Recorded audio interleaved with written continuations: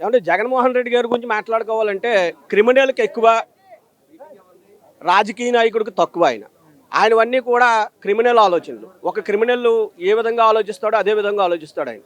అంతే తప్పించి ప్రజలకి ఎవరు మంచి చేస్తున్నారో అనేటువంటిది లేదు. ఆయనకు దమ్ముందా వచ్చి అసెంబ్లీలోకి రమ్మను. నాకు ప్రతిపక్ష స్థానం ఇస్తానే వస్తానని చెప్పేసి చంటిపిల్లాడు జీడిస్తేనే స్కూల్కి వెళ్తాను, చాక్లెట్ ఇస్తే స్కూల్కి వెళ్తాను అని మారం చేసినట్టుగా మారం చేయడం అది అది ఏ తత్వమో ఒకసారి ఆలోచించండి. 2.0 చూపెడతా అంటున్నారు. 2.0 అంటే అసలు ఏందంటారు? అంటే 2.0 అంటే ఏమీ లేదండి. ఈయనేమో జైలుకి వెళ్తాడు.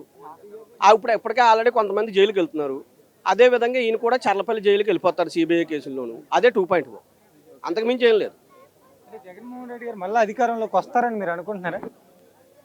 ఏమండి, ఒక 5 సంవత్సరాలు పొర్రపాటున జగన్మోహన్ రెడ్డి గారికి అధికారం ఇచ్చినందుకే రాష్ట్రం అధోగతి పాలైపోయింది. అది చూసిన ఎవడైనా సరే శాంతి భద్రతలు కానీ, ఆడపిల్లల విషయంలో కానీ, లేదంటే కనీసం ప్రశ్నిస్తే కేసులు పెట్టేటువంటి విషయంలో కానీ రాక్షస పాలన ఏ విధంగా ఉందో ఆ విధంగా ఉంది కదా.